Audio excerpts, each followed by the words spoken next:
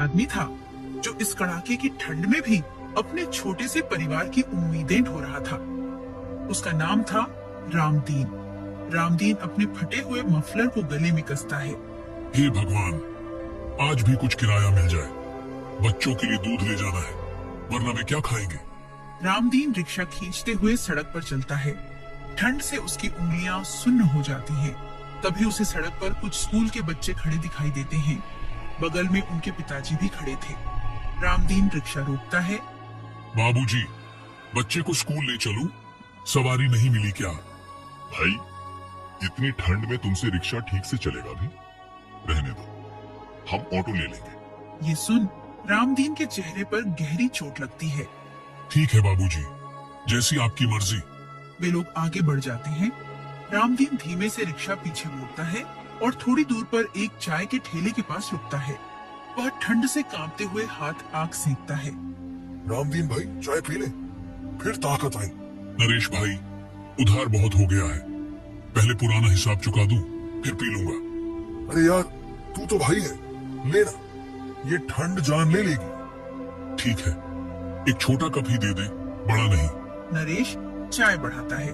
रामदीन चाय की गर्माहट से खुद को संभालता है। तभी अचानक एक युवती मोटा कोट पहने वहां आती है। उसके हाथ में भारी बैग था। काका, स्टेशन तक जाना है, रिक्शा ले चलोगे? रामदीन चौंकता है। आखिर उसे पहली सवारी मिल गई थी। हाँ बिटिया, क्यों नहीं, बैठो, अभी चल देता हूँ। युवती रिक्शे पर बैठती है।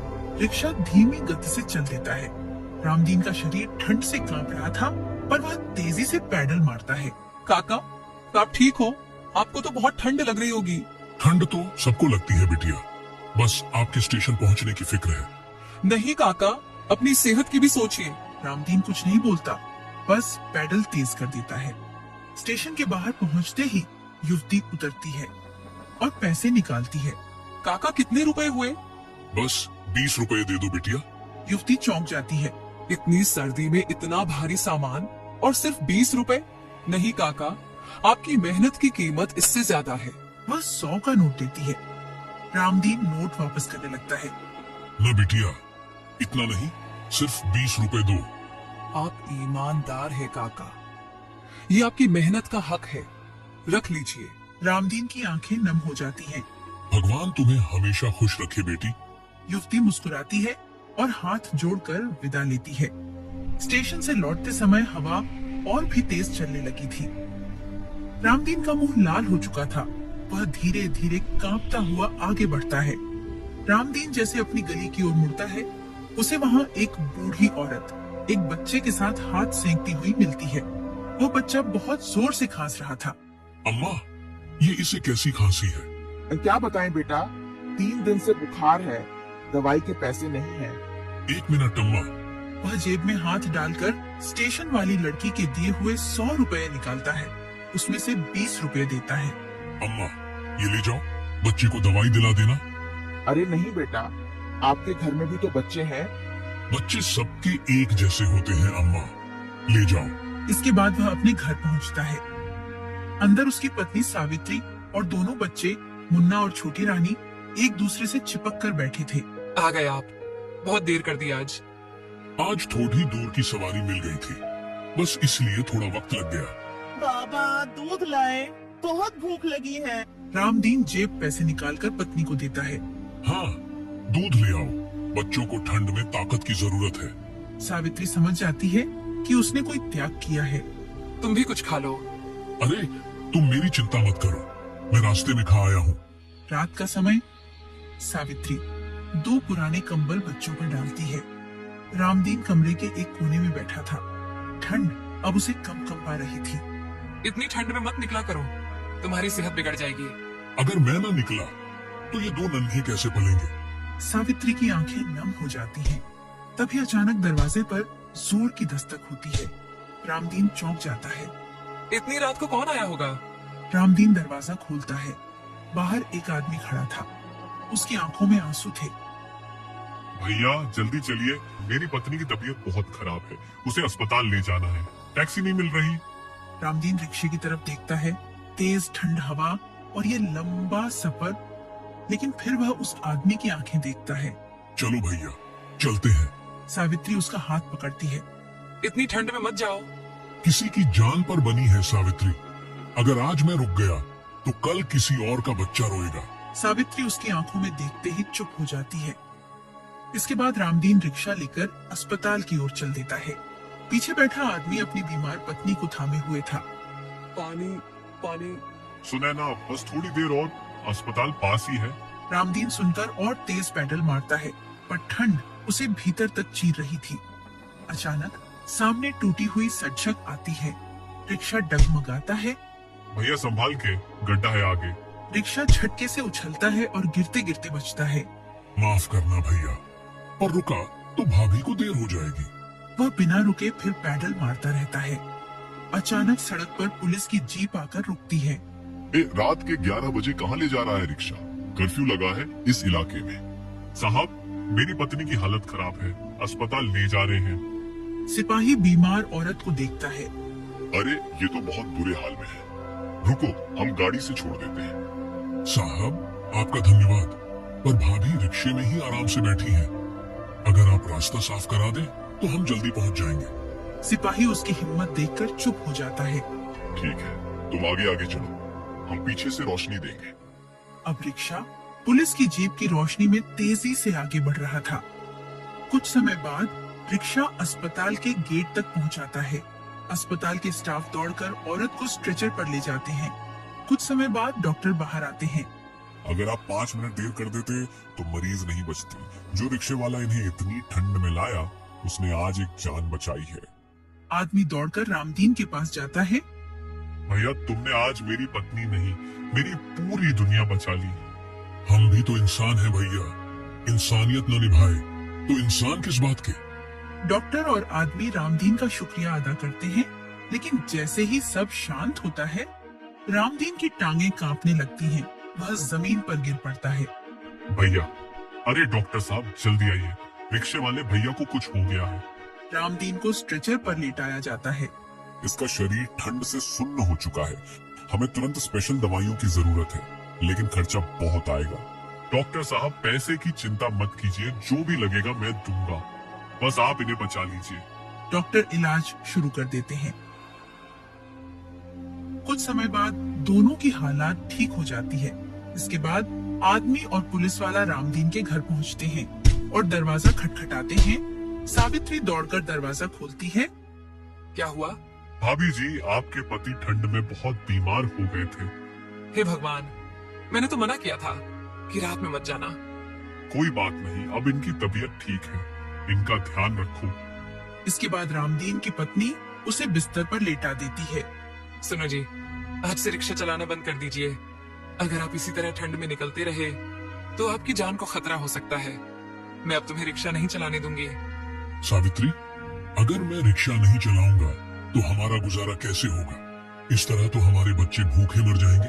अब चिंता मत करिए जी, मेरे दिमाग में एक योजना है। कौन सी योजना? आप तो जानते हैं कि मैं कितने स्वादिष्ट समोसे बनाती हूँ, और ठंड भी इतनी पड़ रही है, लोग गरम गरम समोसे हाथों हाथ खरीदेंगे। अब यही हमारा नया काम होगा। तुम्हारा दिमाग सच में तेज है सावित्री, पर समोसे बनाने के लिए जो सामान आएगा उसके लिए पैसे कहाँ हैं? अब चिंता मत कीजिए, मैंने कुछ पैसे बचा कर रखे थे, बाकी आप सेठ से उधार ले आओ। उन्हें बोल देना, जैसे ही कमाई शुरू होगी धीरे धीरे चुका देंगे। ठीक है, पर बाहर बारिश बहुत तेज है, रुक जाने दो, सुबह ही जाऊंगा, तब तक मेरी तबीयत और ठीक हो जाएगी। दोनों अंगीठी के पास बैठकर हाथ सेंकते हैं, फिर सो जाते हैं। अगली सुबह रामदीन मन में आशा लिए सेठ के घर पहुंचता है। सेठ अपने नौकर पर चिल्ला रहा था। हमें निकम्मे, 3 बार बोला था सामान सही रखना, मेरी बात तुम्हारे कानों तक पहुंचती नहीं क्या? इतने में सेठ की नजर रामदीन पर पड़ती है। अरे रामदीन, आओ कैसे आना हुआ? सेठ जी, मुझे थोड़े पैसों की जरूरत है, अगर आप मदद कर दें तो आपका बहुत उपकार होगा। अरे हाँ हाँ, क्यों नहीं, बताओ कितने रुपए चाहिए तुम्हें? ज्यादा नहीं सेठ जी, बस 5000 रुपए दे दो।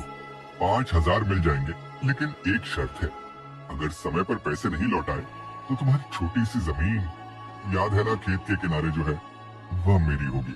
रामदीन कुछ पल चुप रहता है, फिर अपनी मजबूरी सोचकर सिर झुका देता है। ठीक है सेठ जी, मुझे मंजूर है, लेकिन मैं वादा करता हूँ धीरे धीरे आपका सारा उधार चुका दूंगा। बस यही तो चाहिए था। लो, पैसे ले जाओ, और हाँ, समय पर चुकाना मत भूलना। सेठ उसे नोटों की गड्डी थमाता है। रामदीन पैसे को झोले में रखता है और भारी मन से घर की ओर चलता है। रामदीन हाथ में झोला लिए घर लौटता है। ये लो सावित्री, तुम्हारे कहने पर सेठ से पैसे तो ले आया हूँ, लेकिन उसने बड़ी अजीब शर्त रखी है। कहा है कि अगर समय पर पैसे न लौट आए तो हमारी जमीन पर कब्जा कर लेगा। अजी, आप बिल्कुल चिंता मत करो। अब तो सर्दी दिन ब दिन बढ़ रही है। ऐसे मौसम में हमारे समोसे हाथों हाथ बिकेंगे, लोग चाव से खाएंगे और हम सेठ के पैसे आसानी से चुका देंगे। बात तो ठीक कहती हो, पर डर भी लगता है भाग्यवान। कहीं ऐसा ना हो कि घर का थोड़ा बहुत पैसा भी डूब जाए और जमीन भी चली जाए। आप बेकार की चिंता कर रहे हो, भगवान पर भरोसा रखो, सब ठीक होगा। रामदीन उसकी आंखों में भरोसा देख मुस्कुरा देता है। इसके बाद रामदीन बाजार से आलू, आटा, तेल और मसाले खरीद लाता है। सावित्री चूल्हे के पास बैठकर गरम गरम समोसे तलती है। लो जी, समोसे तैयार हो गए। वह समोसे टोकरी में बड़े प्यार से रखती है और रामदीन को सौंपती है। रामदीन टोकरी सिर पर रखकर गलियों में घूमता है। समोसे ले लो भाई, गरम गरम समोसे, समोसे ऐसे जिनका स्वाद कभी भूल ना पाओगे। आओ भैया, आओ बहना, गरम गरम समोसे खाओ। तभी एक औरत उसके पास रुकती है। अरे भैया, ये समोसे तो देखने में ही स्वादिष्ट लग रहे हैं। कितने के दे रहे हो? बस 5 रुपए का एक बहन से। बताइए कितने दूं? चलो ठीक है, 5 दे दो। रामदीन समोसे देता है। औरत एक समोसा खाती है और खुश हो जाती है। वाह, बहुत बढ़िया बनाए हैं भाभी ने। अगली बार फिर से लूंगी भैया। रामदीन के चेहरे पर पहली उम्मीद की चमक आती है। वह पैसे लेकर चौपाल पर पहुंचता है। समोसे ले लो, गर्मा गर्म समोसे। गांव के कई आदमी और औरतें उसके आसपास आ जाते हैं। अरे वाह, क्या स्वाद है, बहुत दिनों बाद इतना बढ़िया समोसा खाया। धीरे धीरे सारी टोकरी खाली हो जाती है। रामदीन का चेहरा खुशी से दमक जाता है। शाम को रामदीन थका हुआ लेकिन बेहद खुश होकर घर में प्रवेश करता है। अरे सावित्री, जरा एक गिलास पानी देना, बहुत प्यास लगी है। अभिलाई जी, पर ये बताइए, समोसे बिके या नहीं? रामदीन मजाक करते हुए बोलता है। नहीं सावित्री, आज तो एक भी समोसा नहीं बिका। क्या इसका मतलब आप सही कह रहे थे? हमारे समोसे कोई नहीं खरीदेगा। अब हम क्या करेंगे जी? हमारा तो सारा पैसा डूब गया। सावित्री रोने लगती है। तभी रामदीन हंस देता है। अरे ओ भाग्यवान, निराश क्यों होती हो? हमारे सारे समोसे बिक गए हैं। सच्ची? एक भी समोसा नहीं बचा? अरे हाँ, लोगों को समोसे इतने पसंद आए कि सबने झट से खरीद लिए। रामदीन अपनी जेब से नोट निकालकर सावित्री को देता है। सावित्री की आंखें खुशी से भर आती हैं। लो, ये पैसे संभाल कर रखो, इन्हीं से हम अनाज भी ले लेंगे और बच्चों के लिए नए कपड़े भी। इसके बाद सावित्री उन पैसों को संभाल कर अलमारी में रख देती है। अगली सुबह सावित्री फिर से ताजा ताजा समोसे बनती है। लो जी, आज के ताजा समोसे। भगवान करे आज भी सब बिक जाए। देखना, आज तो और जल्दी बिकेंगे। रामदीन फिर से समोसों की टोकरी लेकर गांव की ओर निकल जाता है। वह फिर से आवाज लगाता है। समोसे ले लो भाई, समोसे, गर्मा गर्म समोसे। जो एक बार खाएगा मेरे समोसों का स्वाद भूल नहीं पाएगा। तभी गांव का एक आदमी उसके पास आकर रुक जाता है। अरे सुनो रामदीन, हमने सुना है कि तुम्हारे समोसे बहुत स्वादिष्ट हैं। जरा 50 रुपए के दे दो, मैं भी तो छक कर देखूं, आखिर ऐसा क्या है तुम्हारे समोसों में। क्यों नहीं जी, अभी देता हूँ। वह आदमी समोसे छकते ही खिल उठता है। वाह, सच में बढ़िया स्वाद है। रामदीन पैसे लेकर चौपाल की ओर बढ़ता है। आज भी चौपाल पर भीड़ जुट जाती है। रामदीन, जल्दी दो भाई, हम देर से आए हैं, कहीं समोसे खत्म ना हो जाए। कुछ देर में टोकरी पूरी तरह खाली हो जाती है। रामदीन खुशी से घर लौटता है। सुनो सावित्री, हमारे समोसे तो गांव की शान बन गए हैं। मैं गांव में पहुंचता ही हूँ और बस कुछ ही देर में सब बिक जाते हैं। भगवान तेरा लाख लाख शुक्र है। सुनो जी, अब हमें और ज्यादा समोसे बनाने होंगे, इससे हमारी आमदनी और बढ़ेगी।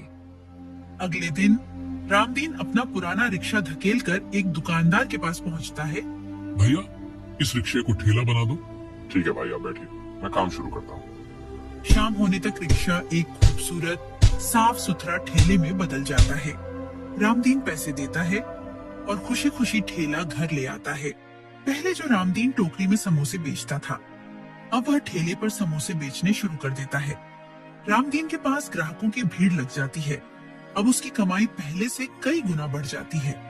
सावित्री सही कहती थी, मेहनत से सब मिलता है। शाम का समय, सर्द हवा बह रही थी। दोनों पति पत्नी अलाव के पास बैठे हाथ सेक रहे थे। तभी गांव का मुखिया वहां आता है।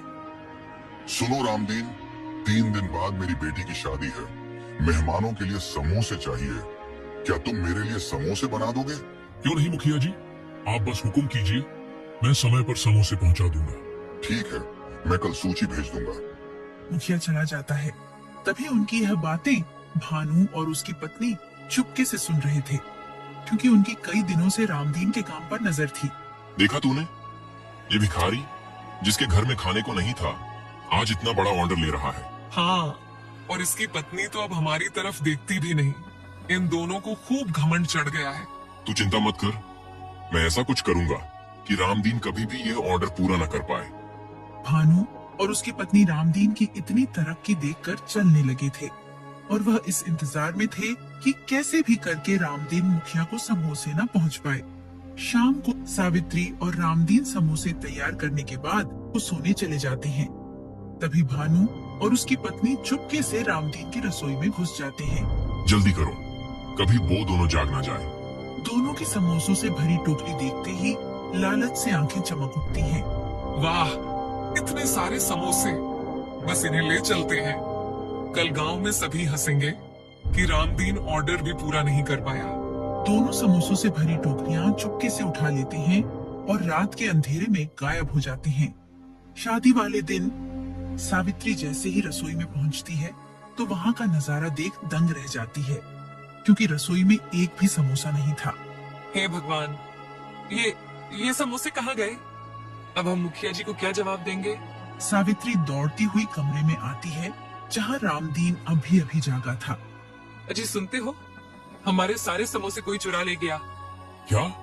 ऐसे कैसे हो सकता है सावित्री? हमने तो दरवाजा भी बंद किया था। मेरा तो शरीर कांप रहा है जी। अब मुखिया से क्या कहेंगे? हे भगवान, अब तो मुझे कोई बहाना ही बनाना पड़ेगा। कुछ देर तक कमरे में मौत जैसा सन्नाटा। ठीक है, मैं खुद जाकर मुखिया जी को बता देता हूँ। जो होगा देखा जाएगा। इसके बाद रामदीन मुखिया के बड़े दरवाजे पर पहुंचता है। मुखिया कुर्सी पर बैठे मेहमानों की लिस्ट देख रहा था। अरे रामदीन, ये क्या मुरझाया हुआ चेहरा लेकर घूम रहे हो? मुखिया जी, क्या बताऊं, कल रात हमारे घर से किसी ने सारे समोसे चुरा लिए। क्या समोसे चुरा लिए? अरे भला कोई समोसे क्यों चुराएगा? सच कह रहा हूँ मुखिया जी, आप मुझे बस शाम तक का समय दे दीजिए, मैं दूसरे बना दूंगा। रामदीन, कहीं तुम बहाना तो नहीं बना रहे?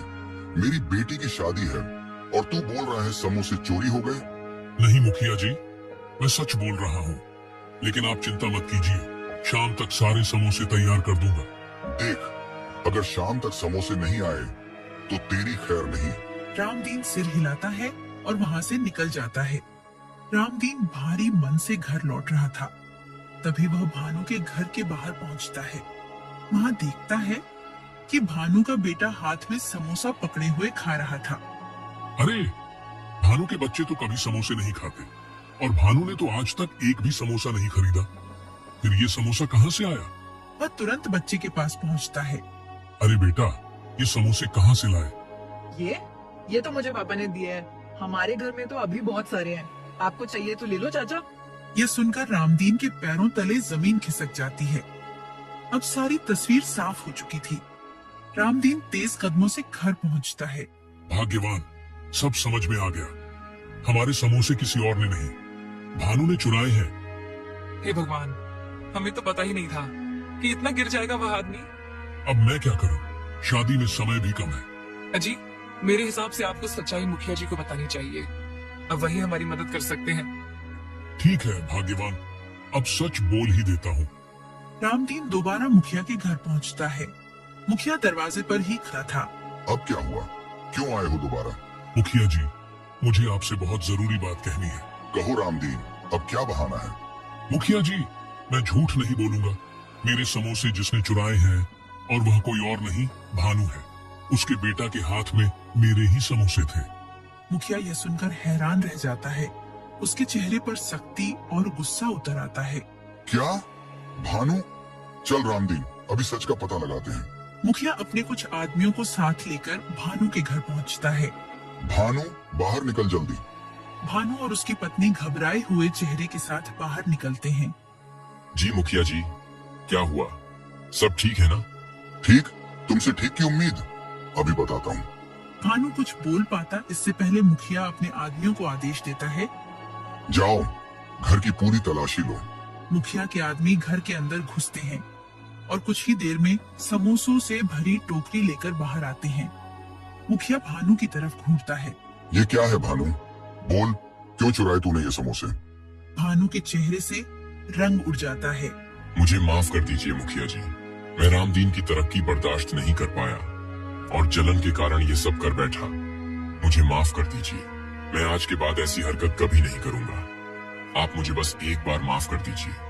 मुखिया जी, हमसे भूल हो गई, हमें माफ कर दीजिए।